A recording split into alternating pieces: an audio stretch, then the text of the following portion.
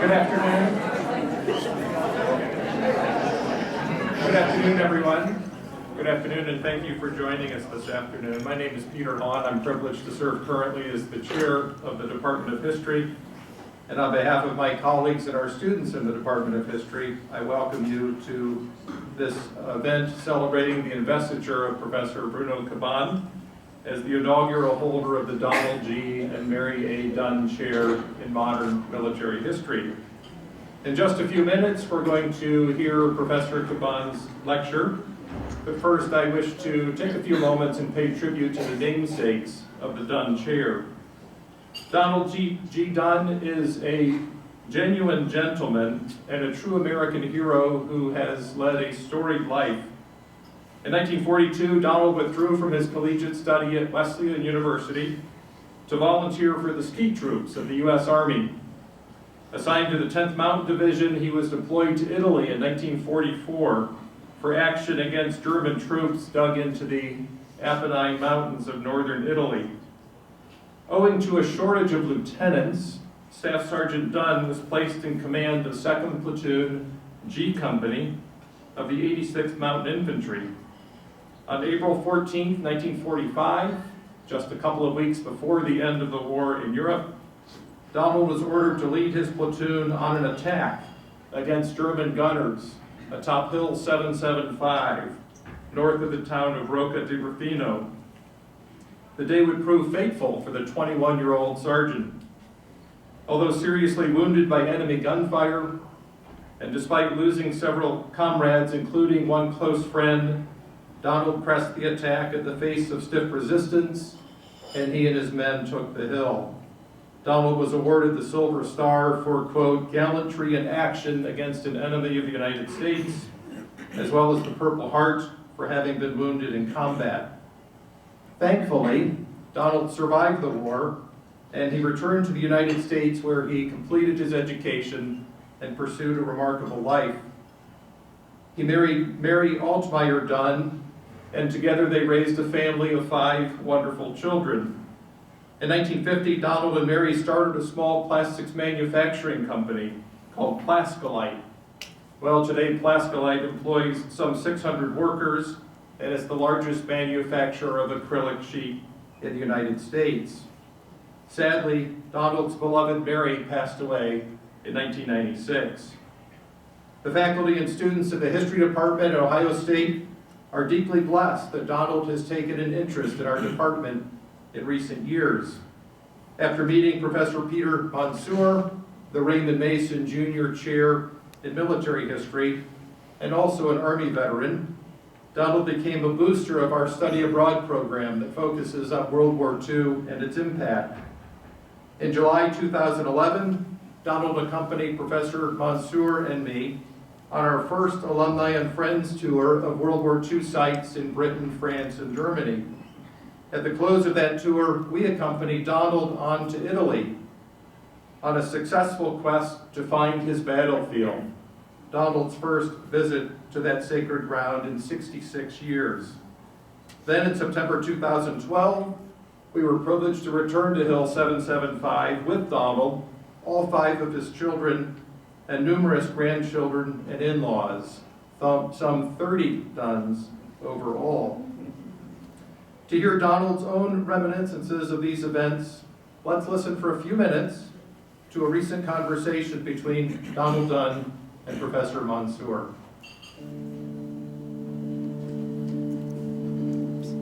We were sitting in the faculty club, and the first thing I saw was your Silver Star.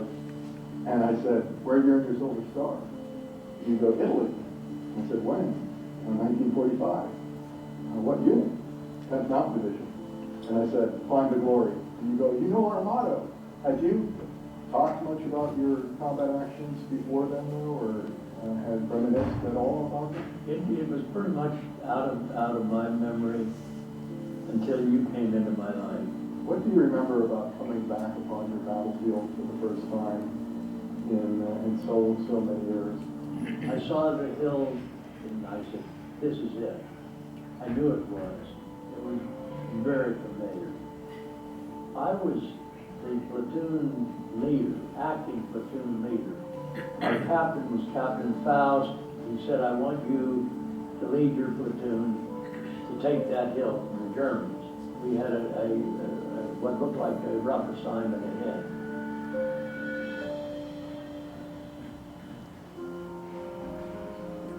As we got maybe a third of the way up the hill, everything had been peaceful. And then suddenly coming down at us was machine gun fire. And I was able to say to my good friend, Harding Shelby, to take he only had 2 men at this point, to take them and himself and go up the gulch. He and his men were killed, and there were maybe 10 or 15 of us, maybe 10 of us lying in the open field, trying to get up to the top of the mountain, being pinned down by a machine gun, and now this sniper back there shooting at us, and we were helpless to find cover. One of those bullets hit me in my chest.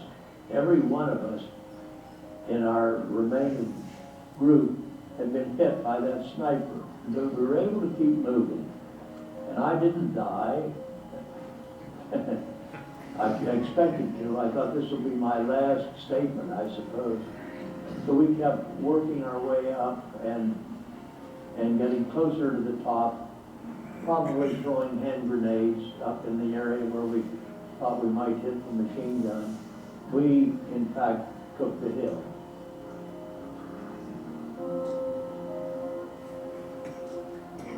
Just remembering it as I could remember it, it was one of the high points of my life, a moment of life and death and excitement and killing and screaming and fighting.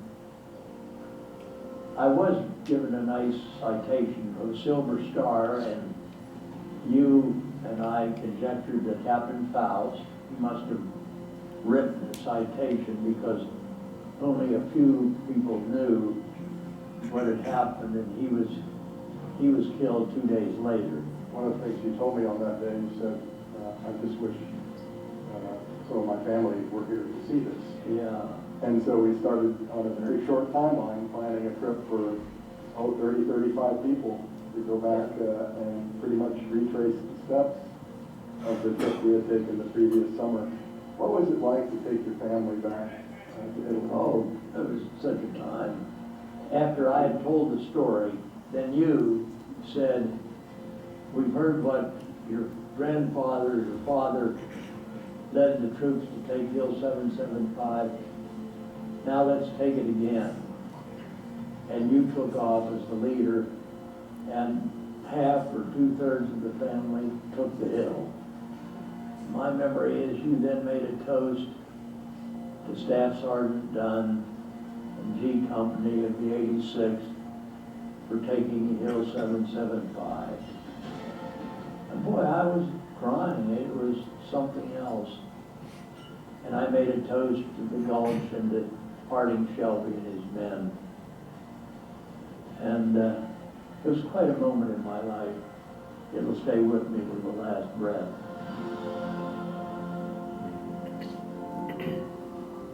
The family discussed honoring your service and the memory of your wife as well with the establishment of a chair in military history at Ohio State.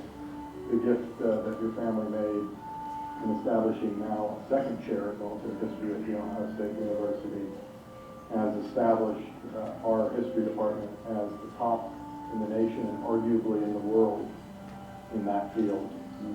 Most universities don't have a single military historian on their faculty. We have several, and 2 of them hold chairs.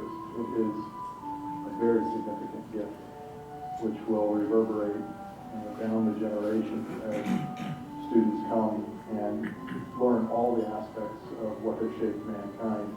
And so we thank you and your family for the establishment of the chair. It was a signal moment in the history of our department. The Donald G. and Mary A. Dunn Chair in Military History is held by Bruno Cabanes, former professor at Yale University, who studies the impact of war on people and humanitarianism. What is your hope for the study of military history at Ohio State in the future? The chair, history of military history. What could be more significant to the study of world history than the history of wars? The millions of people that have been, especially probably in France with World War I, but all over Europe with Hitler, the concentration camps, are all part of the dreadful scene of World War II, are part of the human aspect of war, but studying them and reviewing the mistakes that have been made and the good things that have been done, and maybe the world going forward will be stronger. Donald, I have to thank you for becoming such a great friend.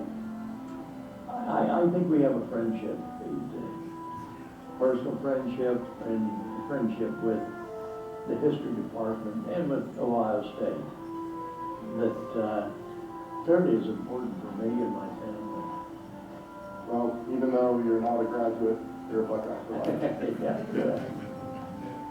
Yeah, I'm a Buckeye.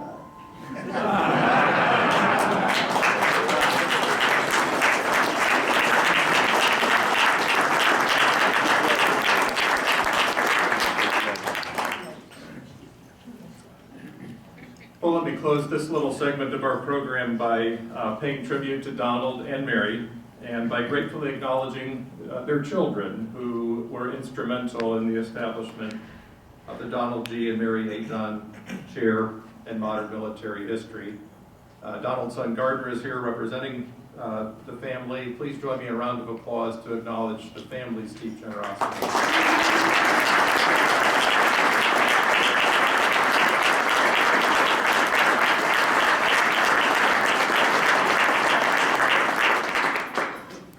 And now I'm privileged to welcome to the podium David Vanderscheid, the Executive Dean of Arts and Sciences, who will introduce Professor Kaban.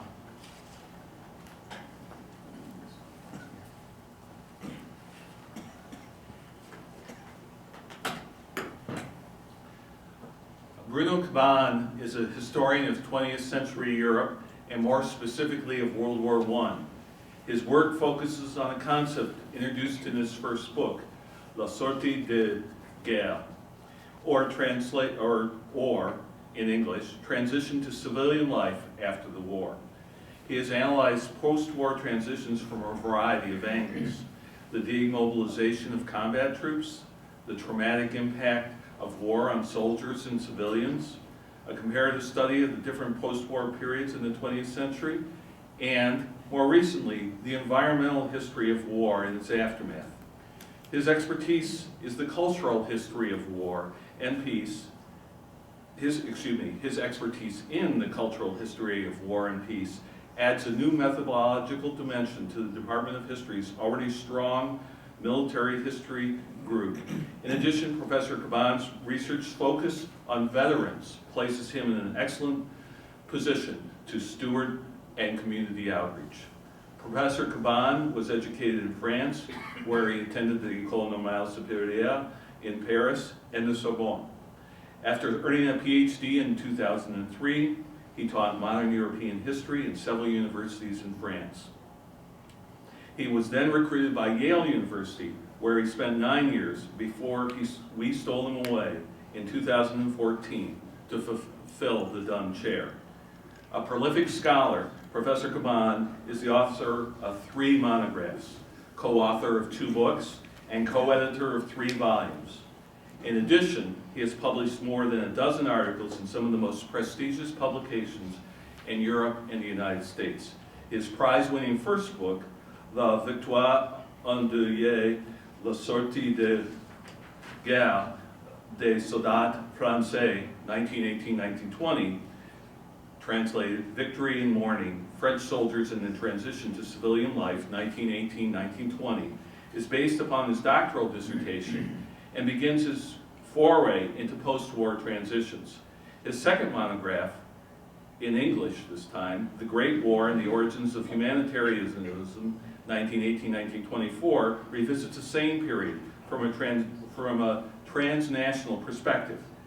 His most recent book, Août 1914, August 2014, was named a finalist for the Prix Femina in nonfiction and employs a cultural approach, telling the story of France's entry into World War I from the perspective of ordinary men caught in the flood of mobilization.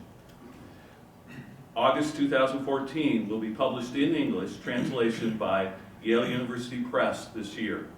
Recently, Professor Kaban was appointed as the chief editor of the History of Modern Warfare, the 19th and 20th centuries, a major international undertaking that seeks to integrate European and global experiences of war among common thematic lines. In the classroom, Professor Kaban engages students in large lecture courses and in small seminars at both the undergraduate and graduate levels. His courses include War and the Environment, Cultural Approaches to War, the History of World War I, and Shell Shock to PTSD, are structured to encourage interdisciplinary study. Professor Kaban finds inspiration in his teaching and advising endeavors that provide the opportunity to think broadly about modern warfare beyond the limits of his field of research and World War I studies. We are pleased to welcome Professor Kaban to The Ohio State University and into the Donald G. Dunn and Mary A. Dunn Chair in Modern Military History. Please join me now in welcoming Professor Kaban to deliver his Dunn Chair investiture lecture, Coming Home, the Soldier's Experience of Demobilization in the 20th Century. Professor Kaban.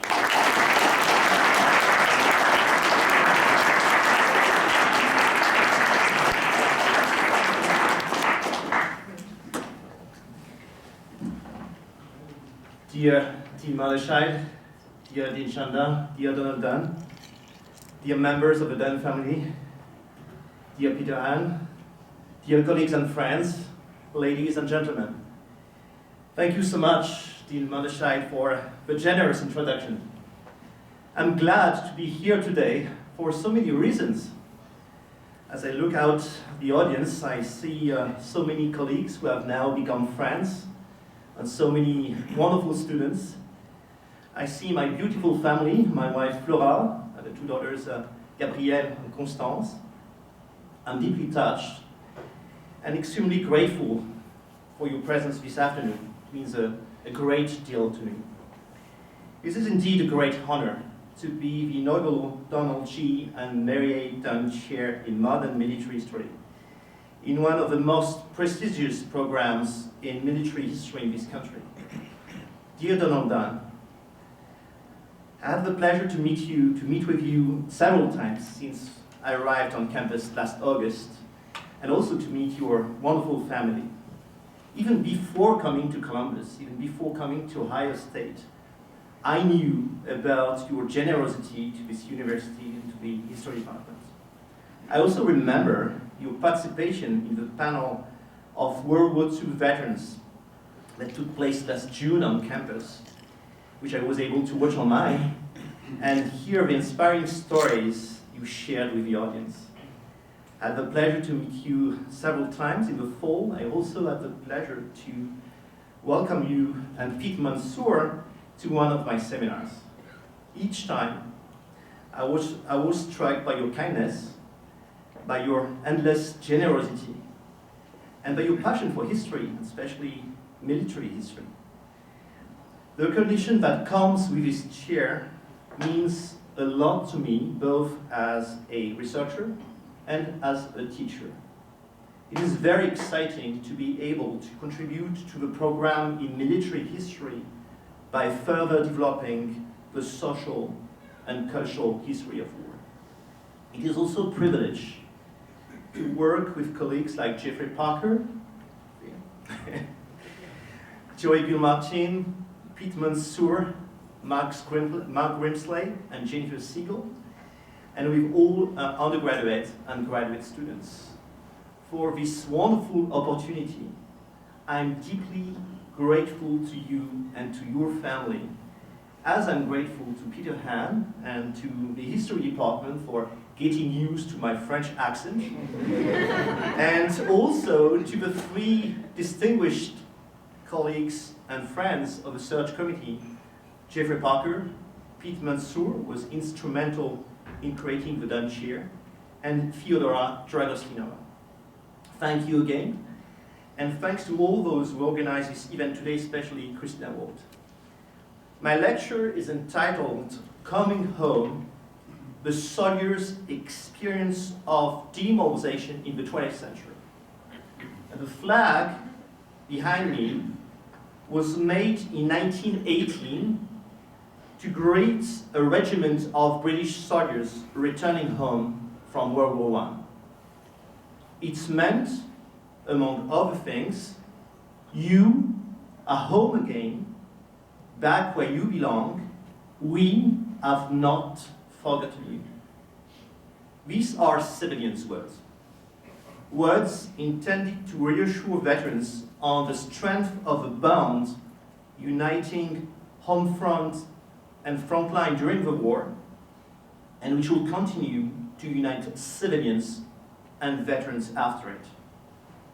But as often with this kind of material, what is not said is at least as interesting as what is. First of all, this flag does not succeed in expressing the veterans' worries about how the world had changed in their absence.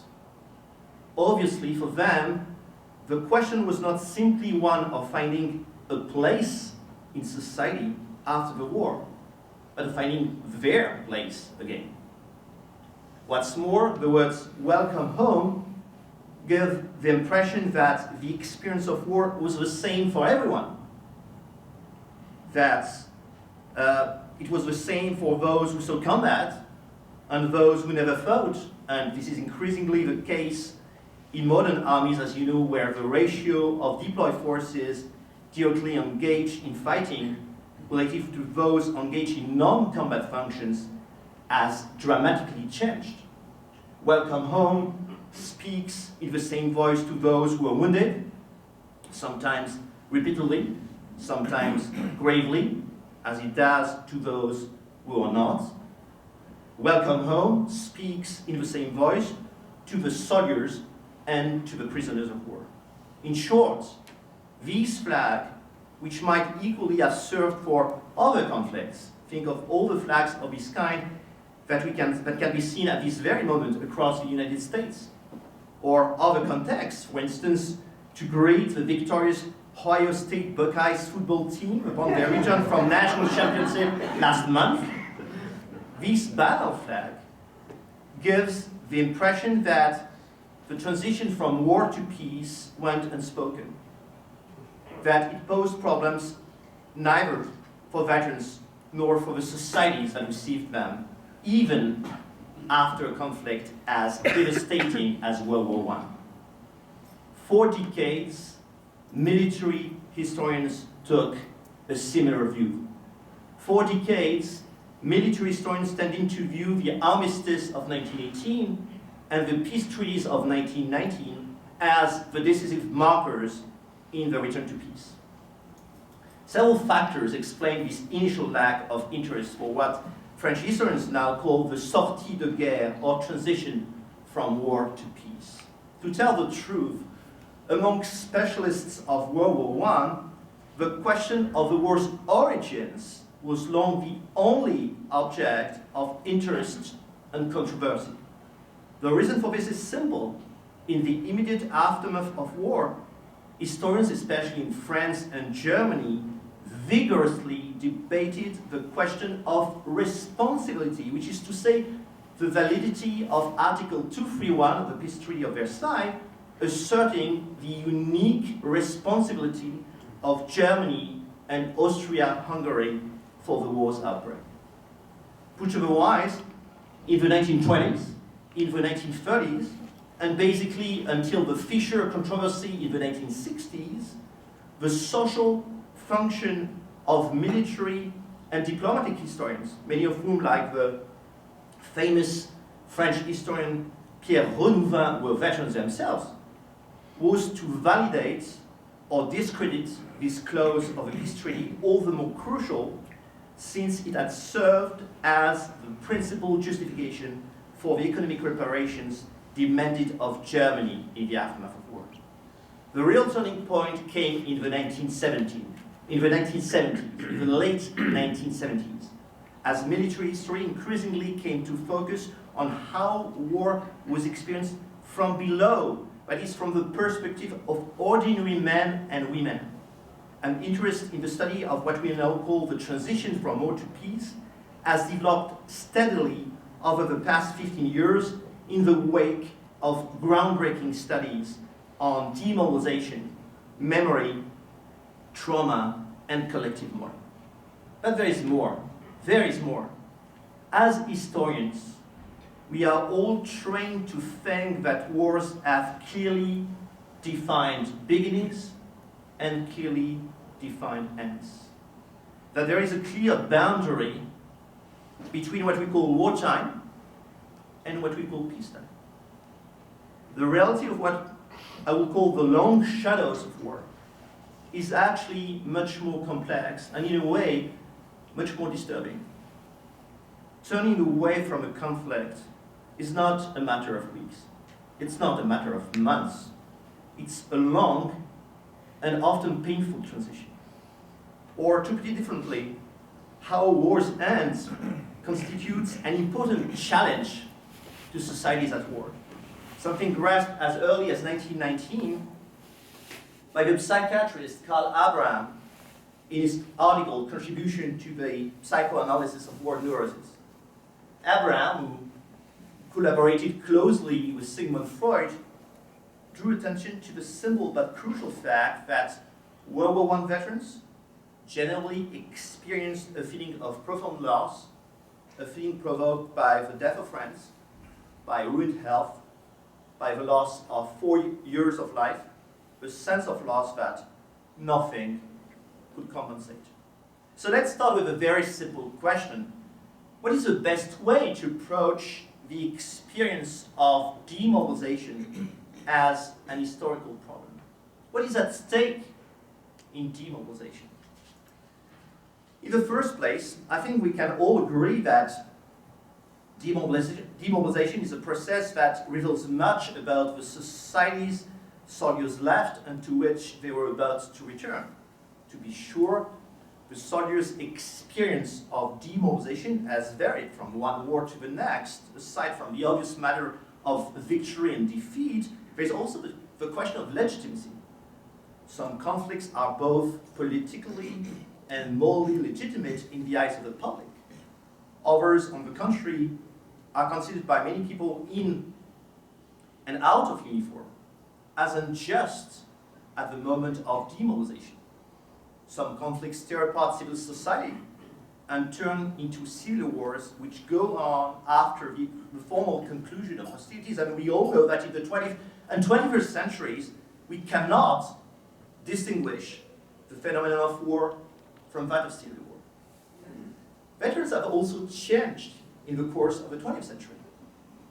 It is not the same thing to return from a war as a conscript, as a professional soldier, or as a mercenary. It is not the same thing to be a male or a female veteran, as many sociologists of armed forces, military psychiatrists, and gender historians have argued. Generations of veterans also often tend to compare their own demobilization with that of previous generations. For example, veterans of the Korean War, largely overshadowed by the greatest generation, might compare the end of their service to that of veterans of World War II. And yet, despite these obvious differences, I would like to advance the hypothesis that all experiences of homecoming in the 20th century have something in common. Why? In the first place, a soldier's return always involves the disappearance and the reconstruction of his or her identity. Here I would like to pause briefly to consider the first step, the moment of leave-taking among comrades in arms. Too often this is overlooked. Demobilization, whether organized on an individual basis, as was the case in French soldiers during the Franco-Algerian War of 1954-1962, or collectively, as in the case of the greatest generation after World War II. Demobilization brings about the dissolution of groups of soldiers, and with it, the loss of intense human relationships. In time of war, the primary group is one of the most important sources of support and survival. It provides a form of mutual security. It maintains social cohesion in extreme situations by, for example, providing some sense of self-protection, at least in terms of the support of the person on your left and the one on your right. After combat, there are other kinds of supports. The distribution of packages sent by relatives, the transmission of practical know-how, and the rituals of storytelling that allow soldiers to share their emotions.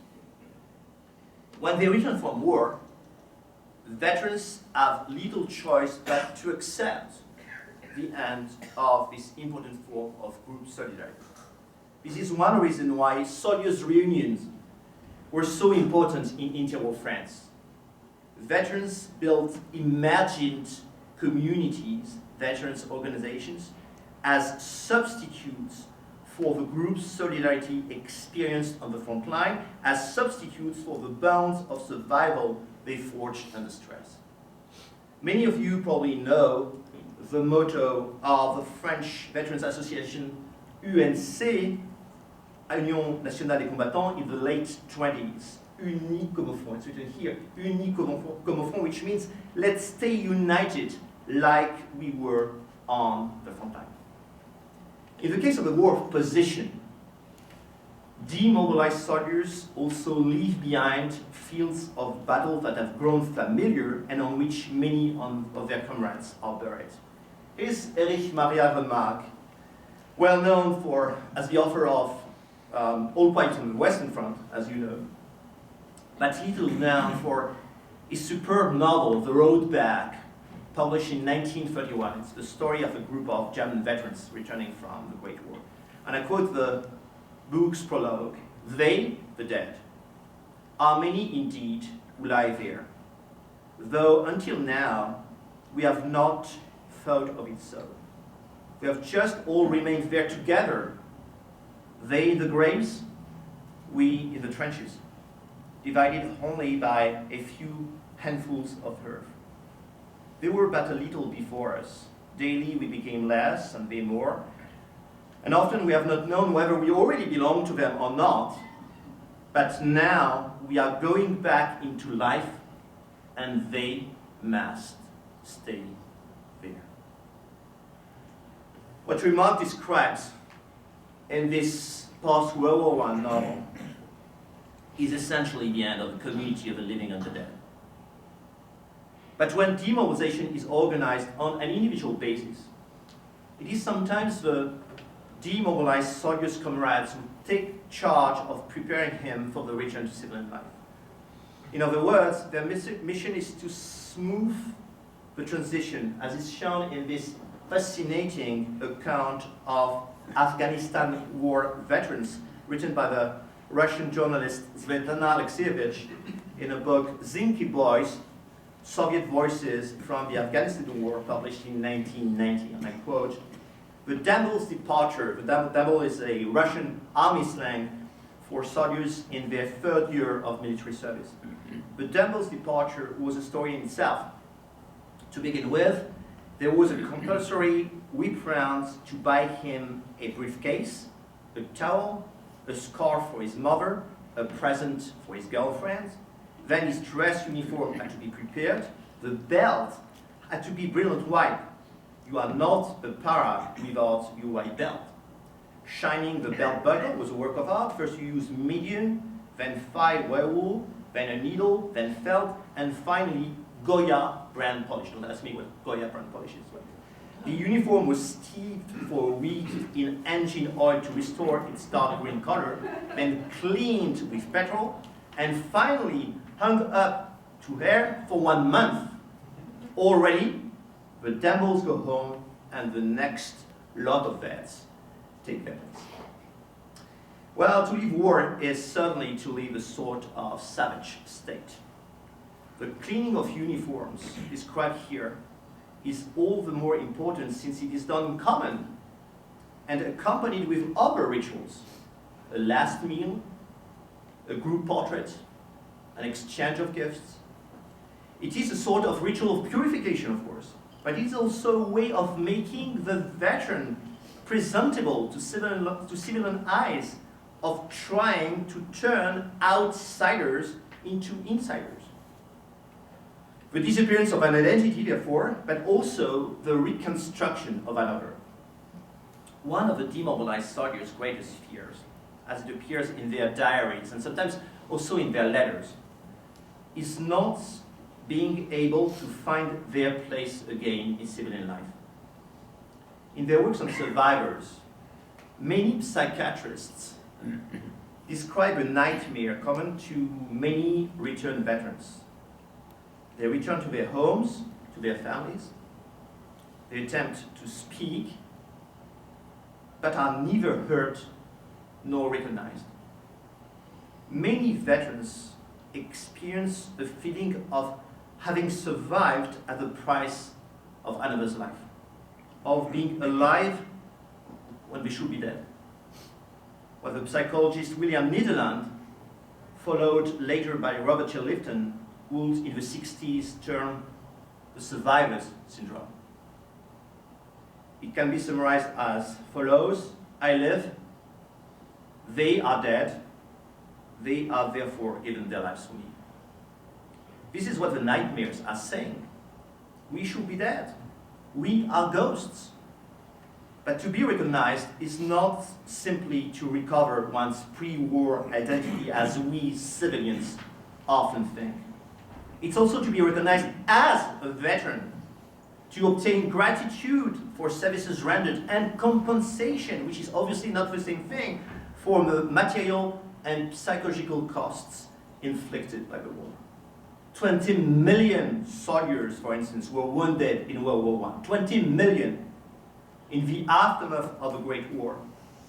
These veterans were recognized humanitarian rights, the topic of one of the chapters in my second book, The Great War and the Origins of Humanitarianism, 1918-1924. Rights to a pension, rights to a job, rights as victims of the war, but also as citizen soldiers who had done their duty.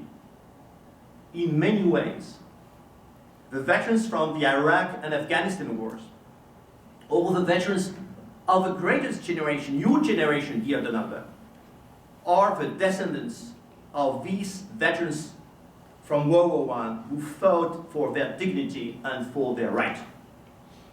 So the second element, common to all cases of soldiers returning from war, is the vast question of the gratitude civilians express or refuse to express, as many of you know, with respect to the end of the war in Vietnam. This problem has long been underestimated. As the experience of war became increasingly unfamiliar to Western societies, these societies, our societies, ceased to understand the importance of what I've called in my first book, the moral economy of gratitude, a complex and finely structured collection of rituals and gestures, medals, celebrations, commemorative objects, thanks to which the veteran feels that his or her experience of war has been, at least in part, recognized. Let's have a look at this extraordinary picture taken in Odessa in 1945 at the end of the Great Patriotic War. We see two soldiers surrounded by civilians. They proudly wear medals on their chests. What must be noted here is the fascination with which civilians, essentially women, perhaps mothers, regard the soldiers, and the respect with which they touch the medals. Their gesture is in keeping with a form of exchange specific to relations between frontline and home front, the protection given by soldiers in exchange for the gratitude of civilians. It seems to me that we are looking here at what many veterans regard as the most important element in the aftermath of war. Peace and demobilization bring with them the dissolution of the combatants' community, as I've already argued. Fundamentally, the combatants believe that civilians behind the lines know nothing about the war, a belief that gives rise to feelings of mistrust and sometimes even contempt. Medals, and especially those awarded rarely, like this one, the little cross, the Order of Glory, created in November 1943, are there to save the good soldier from post-war anonymity. The history of military courage, that of the creation of moral models, composed of the society's wartime representations of heroic action, largely remains to be written. Here's what the military psychiatrist Claude Barrois wrote in his 1993 book, Psychanalyse du guerrier, Psychoanalysis of the Warrior. Obtaining a pension, being awarded a decoration, having one's name mentioned in some historical document or other, these are not regressive satisfactions like those of a deserving student duly rewarded. I'm sure that you will appreciate the comparison. They reassure veterans that the collective recognizes its depth and that their years of suffering inscribed in flesh and mind alike have been given meaning. Such tokens of gratitude, often carried very discreetly or even hidden, indicate absolutely no sense of social superiority. On the contrary, they signify reassurance that the veteran's bond with the state and nation has been clearly affirmed. This gratitude is a fundamental condition of a soldier's reintegration into peacetime life. It reinforces his sense of existential coherence, which has been shaken by the unforgettable experience of war. All soldiers returning from war have felt the importance of these tokens of gratitude, all the more so as they generally feel out of phase with the social norms of civilian life. And this is me to the third element, common to all cases of soldiers returning from war, the passage from wartime norms to peacetime norms. The state of war is characterized by a complete upheaval of the framework of everyday life. In wartime, soldiers go without sleep, sometimes collapse from exhaustion in the middle of the day, and eat at irregular hours. Sometimes soldiers are also men without roofs over their heads, without the protection, without the comfort, without the sense of intimacy that comes from having a home. Take the example of the trenches of World War I. Mud infiltrated everywhere. Mud swallowed up dead bodies. Mud threatened to drown the living. Put otherwise, the framework of civilian life, the distinction between day and night, the distinction between inside and outside, the importance of physical appearance or dress codes, could not resist the extraordinary upheaval of the first month spent in the trenches. So when imagining their return home in letters, combatants often emphasize the normalization of material life, for them an essential step in the return to pre-war life. In my first book, La Victoire endeuillée, I studied collections of letters sent by soldiers, French soldiers, to their families in 1918, 1920. Surprisingly enough, the letters of November 11, 1918 evoke the good white bread whose color they have forgotten. French soldiers, of course.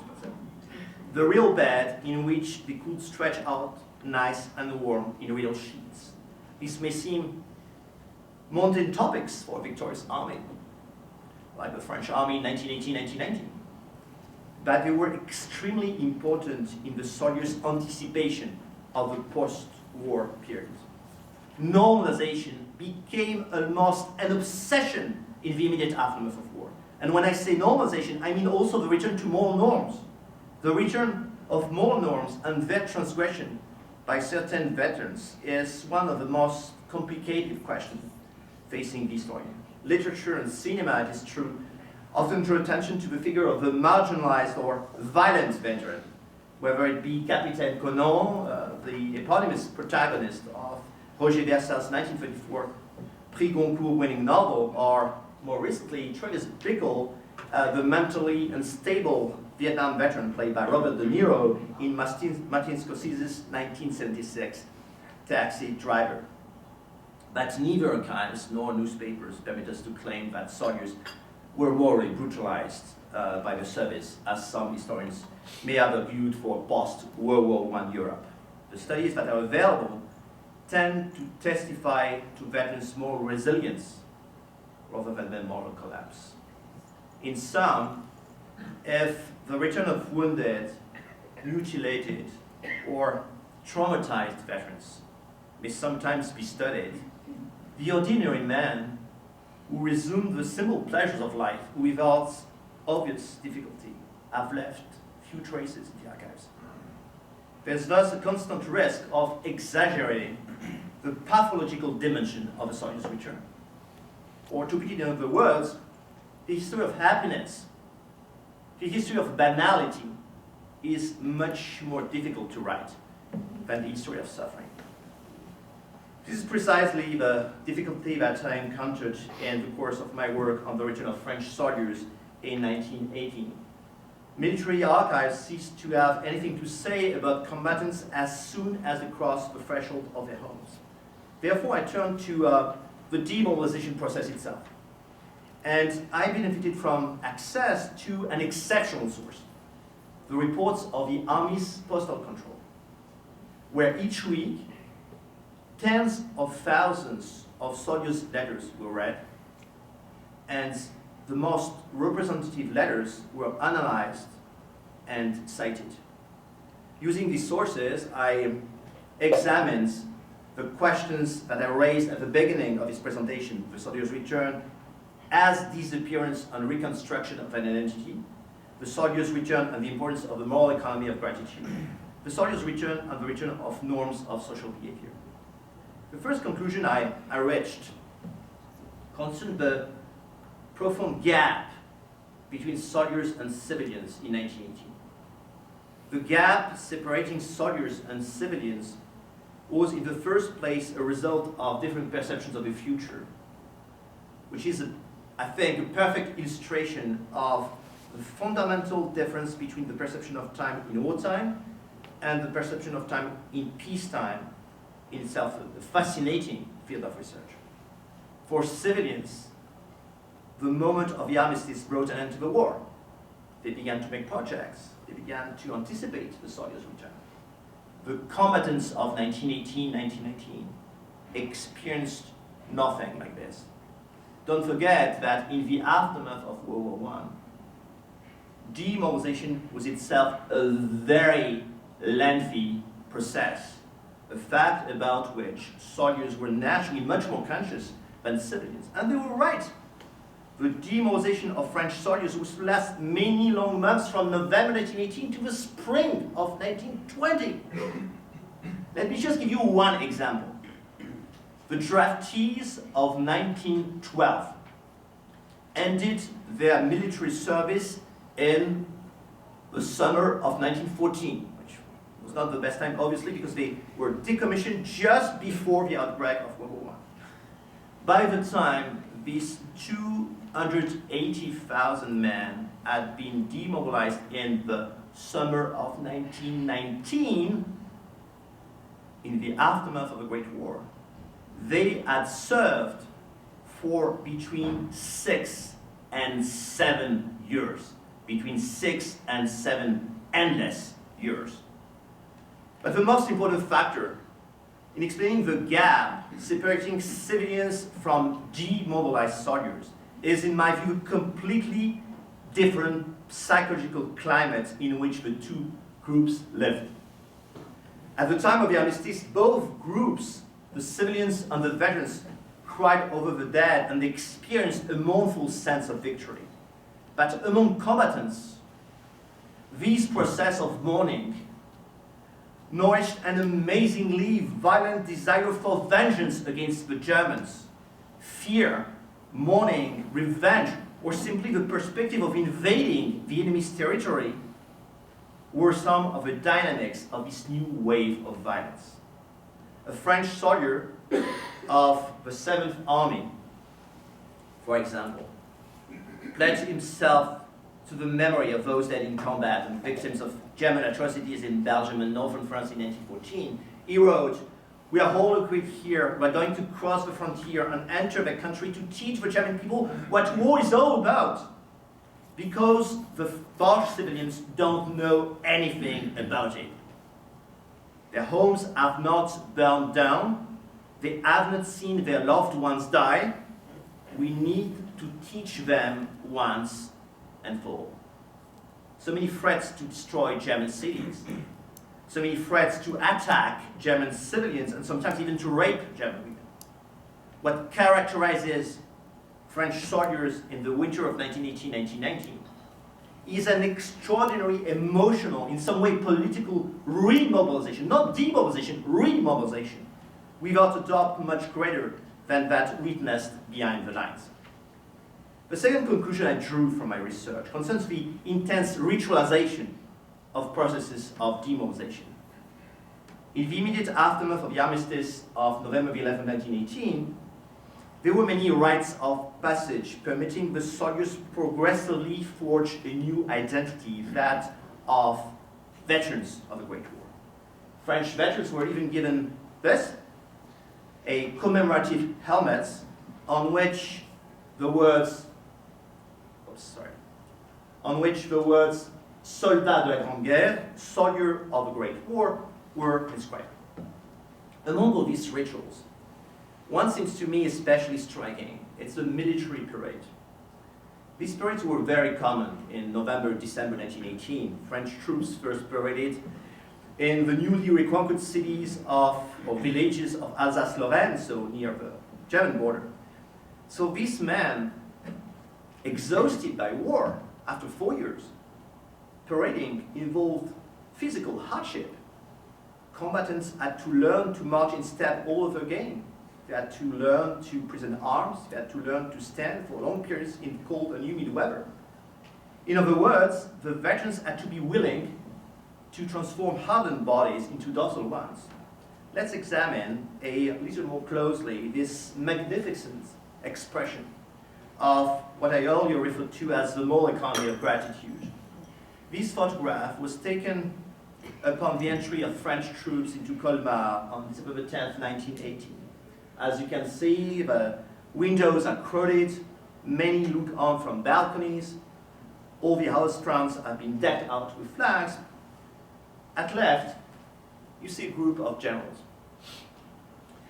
on horseback, including General de Castelnau in front, a senior commander in Verdun, who lost 3 sons in the war. He is dressed in his uniform of 1870. A fact that gives the parade all its meaning. This is a parade of revanche, France's revenge, a generation after the humiliation of French defeat in the Franco-Prussian War of 1871. Obviously, a parade of this kind was a great honor to those who participated in it. As postal control shows, regiments not permitted to participate in these parades felt great bitterness, a fact that only goes to show that all gestures of gratitude were closely examined by demobilized soldiers. What veterans expected from civilians was that they express a sense of gratitude proportional to the sacrifices made on their behalf. And yet, this might be my third and last point. Not all soldiers were treated equally at war's end. In particular, one must consider the special case of the prisoners of war. There were nearly 500 1,000 POWs, French POWs, distributed in hundreds of camps across Germany. Their return to France in the winter of 1918-1919 was accomplished in the greatest disorder. And in contrast to the veterans of the trenches, no celebrations were given in their honor. So for these former prisoners, the process of reconstructing their identities was very difficult. This fact can be explained, it seems to me, in several ways. In general, POWs were suspected of having allowed themselves to be captured, or of having not thought out enough. In addition, in 1918-1919, the French public knew nothing, or not much, about the conditions of life in the camps. Finally, POWs were often suspected of having served the enemy's interests through the work they did in captivity. In the France of 1918, after total war, which was also a cultural war between the Allies and the Central Powers, having mingled with the enemy for so long was considered a form of moral impurity. The result was a kind of suffering which few prisoners could express. Nevertheless, you know him more probably, even if you show it a bit, he looks young here. Let's consider the example of the Captain Charles de Gaulle, who, taken prisoner near Verdun in March 1916, wrote this letter to his parents several weeks after the armistice. It is true that mixed with the immense joy I share with you at these events, I feel an indescribable regret, more bitter than ever, at not having played the greater part. To not have participated in this victory weapon in hand is for me a source of chagrin which shall be with me all my life, and is of course important for the future, as I can imagine. The difficult return of prisoners of war is very different from the representation given here of the return of the French POW in 1918. This piece of cotton embroidery was made by a soldier. His name is here. It's called Vellel here. Held in the camp of Mumsdorf since 1914, as indicated both by his ruby red pants, of course the uniform of 1914, and by here, 1914, 15, 16, 17, 18, which in itself expresses the unbearable length of captivity. In a manner characteristic of many prisoners, he presents himself as someone in exile, l'exilé, taken away from his country, and above all, his country at war. What interests me here is the idealization of the representation, the idealization of post-war gender relations, the idealization of a soldier's homecoming, a woman and a little girl rejoice, applauding as they see him pass the garden hedge. It must be noted that the little girl, who is no more than 4 years old, cannot have known a father. Yet in the image she recognizes him all the same. There's a barking dog, a little well-kept house. The contrast between this image and the prisoner's actual experience of return is striking. But what also interests me here is the fact that this image represents what I've yet to fully explore in my research, the return home, that is the return to private life. Returning to the banality of everyday life was sometimes painful. Here's how Pierre Champion, a veteran of the Great War, described his own homecoming in his book Françoise au Calvaire, published in 1924. We found all newspapers on the table, unopened letters from the month of August 1914. We read about her plans from that time. We tried to resume our usual occupations again, and none of all this seemed in the least worthy of interest to us. Many gaps, many absent men. We had dreamed of a new world, and what we found instead was a very gray and monotonous one. So let me end this presentation by briefly pointing out, dear Dunn, the ambiguity of this notion of normalization that I introduced earlier in my talk. Normalization, as you know, remains one of the fundamental notions and post-war narratives. But what does this notion of normalization mean? What does it describe? In some cases, the attempt, which was of course impossible, to return to pre-war times, thus a failed attempt at restoration. Elsewhere, the return to more norms and standardization of veterans' behavior. Yet, this emphasis on individual violence after the return from war, or to put it differently, focusing exclusively on victimization of veterans carries a significant risk that we will misunderstand the vast majority of homecomings. By interpreting the difficulties of the soldiers' homecomings in the 20th century only through the lens of a culture of trauma inherited from the Vietnam War, we miss the point. Most veterans don't feel brutalized by their war experience. They feel out of proportion to the new conditions of life in peacetime, or diminished, to use Louis Aragon's words in what remains a key novel about the return from the Great War, Aurélien, published in 1944. In the immediate aftermath of World War I, some veterans even claimed abnormality as part of their new identity. For them, normalization was not an option. It would have meant trivializing their war experience.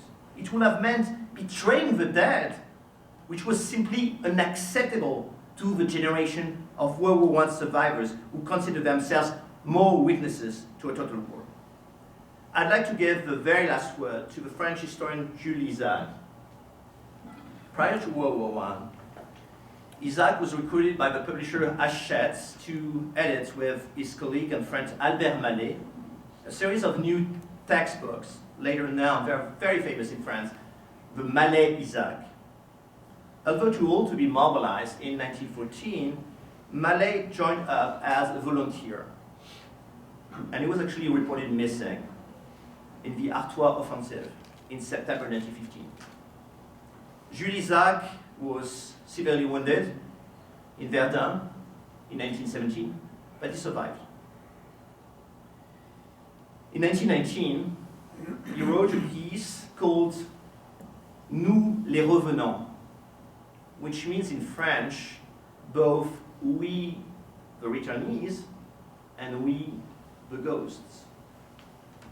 Here's what Jules Isaac wrote, which resonates as a challenge for all of us historians who work on the homecoming of soldiers in the 20th century. If not from beyond, we return from far away, from these formidable boundaries between life and death, where few men before us had spent time. You think that you know us, gentlemen? Do not be mistaken. You do not know us anymore. You will not know us ever again. The depth of the abyss that separates the dead from the living is as deep as that which separates us from you. Thank you.